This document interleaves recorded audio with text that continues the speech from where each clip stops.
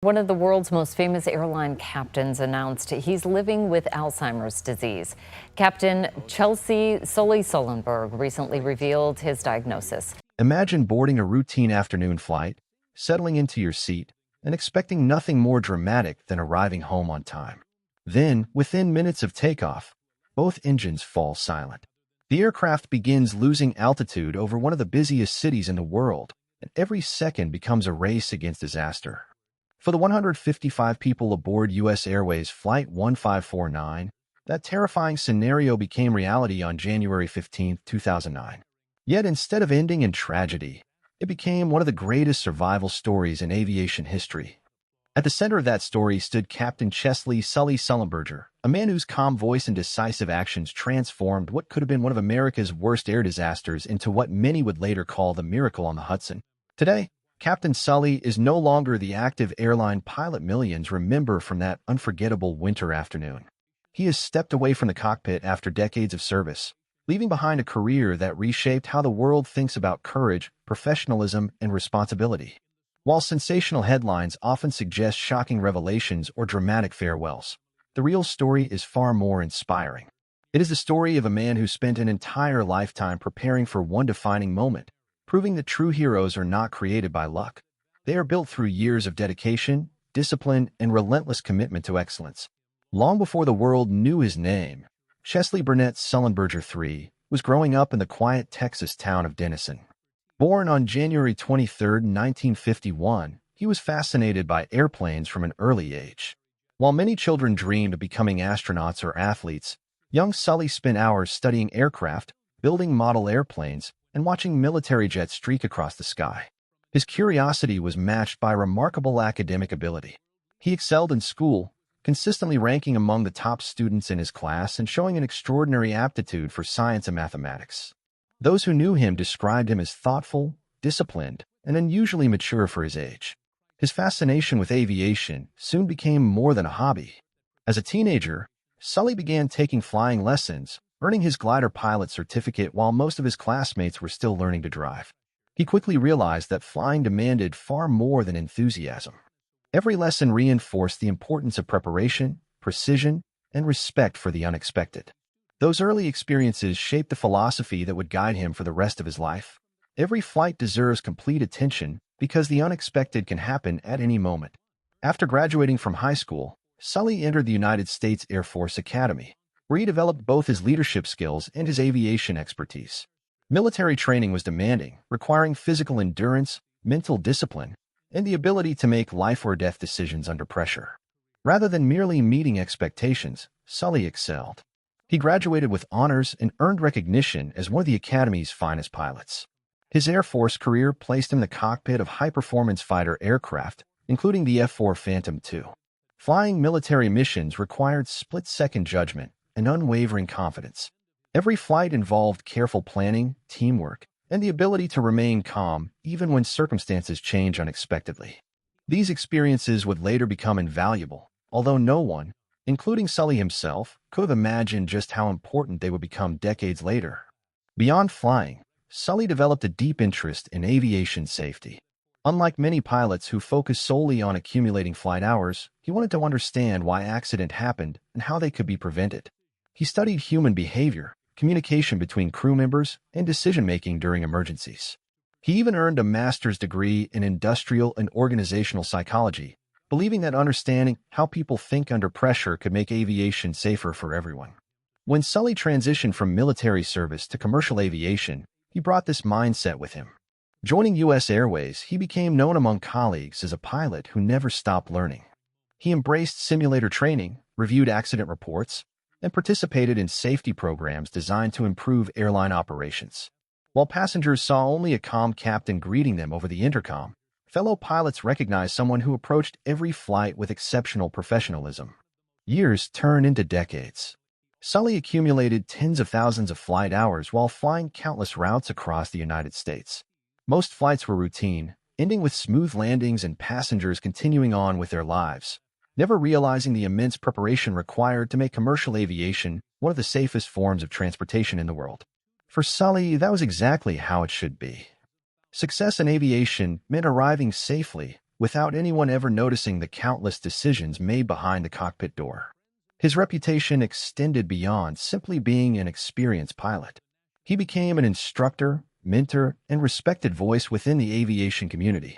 Younger pilots sought his advice, while airlines valued his expertise in crew resource management, the communication and teamwork principles that helped flight crews solve problems effectively during emergencies. Sully believed that every member of a flight crew had valuable information to contribute, and that successful outcomes depended on collaboration rather than ego. Despite his growing reputation within aviation circles, Sully remained largely unknown to the general public. He lived a relatively quiet life with his wife, Lori, and their daughters, balancing the demands of airline schedules with family responsibilities. Friends often described him as humble, thoughtful, and uncomfortable with excessive attention. Ironically, those qualities would later make him even more admired once the world learned his story. By January 2009, Sully had spent nearly 4 decades preparing for emergencies that he hoped would never happen. Every training exercise, every simulator session, every safety lecture, and every lesson learned from previous aviation accidents quietly built a foundation of knowledge. Like most professional pilots, he expected that preparation would simply remain in the background, a necessary part of the job that might never truly be tested. Then came the afternoon that changed everything. On January 15, 2009, Captain Sully and First Officer Jeffrey Skiles prepared US Airways Flight 1549 for departure from New York City's LaGuardia Airport. Their destination was Charlotte, North Carolina. The Airbus A320 carried 150 passengers and 5 crew members, and nothing about the flight initially appeared unusual. Weather conditions were favorable, the aircraft was functioning normally, and takeoff proceeded exactly as planned. Just moments after becoming airborne, however, everything changed. Seconds after climbing away from the runway, the aircraft struck a large flock of Canada geese. Multiple birds were ingested into both engines almost simultaneously, causing catastrophic engine failure. Suddenly, the powerful roar that pilots rely upon disappeared. The airplane had lost nearly all thrust. Inside the cockpit, warning alarms sounded. Instruments displayed rapidly changing information. Air traffic controllers immediately began offering possible airports for an emergency landing. Meanwhile, passengers had little understanding of what was unfolding beyond the windows. Some heard loud bangs. Others noticed an unusual silence as the aircraft began descending. For Sully and Skiles, every second mattered. There was no time for panic. Years of training instantly took over. The decisions made over the next few minutes would become some of the most studied moments in aviation history. 1,000 feet above one of the most densely populated cities in the world, and both engines had lost nearly all power. Inside the cockpit, Sully and First Officer Jeffrey Skiles worked with remarkable coordination. While Skiles attempted to restart the engines by following emergency procedures, Sully focused entirely on flying the aircraft. Their communication was calm, precise, and professional. There was no shouting, no confusion, and no wasted movement. Every word carried purpose because every second counted. Almost immediately, Sully realized the aircraft did not have enough altitude to safely reach either airport.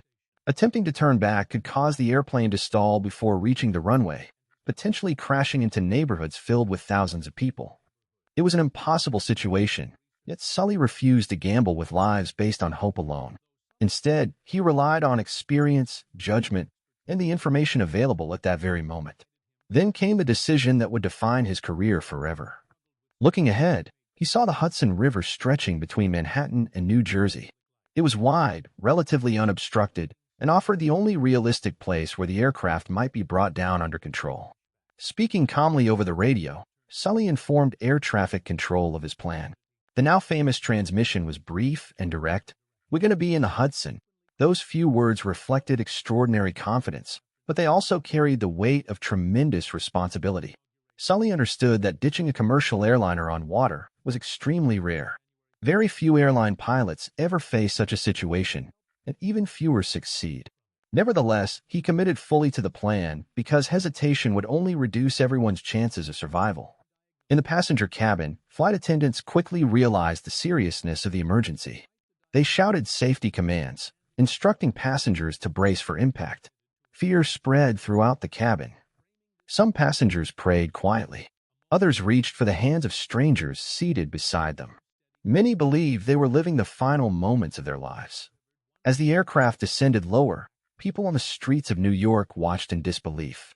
Instead of climbing away from the city, the airplane continued gliding silently over the skyline.